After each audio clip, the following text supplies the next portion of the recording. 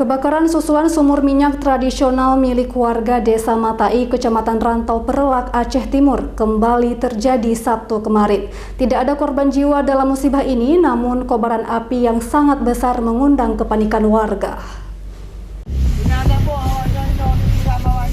Peristiwa kebakaran susulan sumur minyak yang dikelola secara ilegal ini terjadi sekitar pukul 3 waktu Indonesia Barat, Sabtu dini hari, 19 Maret 2022. Api diduga berasal dari knalpot mesin pompa yang digunakan untuk menyedot minyak mentah pasca terbakar beberapa hari lalu. Api dengan cepat menyambar dan membesar. Tidak ada korban jiwa dalam musibah ini. Sejumlah unit mobil pemadam kebakaran dikerahkan ke lokasi. Api berhasil dipadamkan sekitar 2 jam setelah kejadian.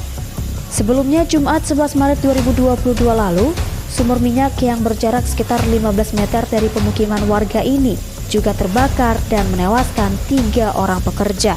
1 orang tewas di lokasi dan 2 lainnya tewas setelah sempat dirawat beberapa hari di rumah sakit. Dari Aceh Timur, Ismail Abda, iNews melaporkan.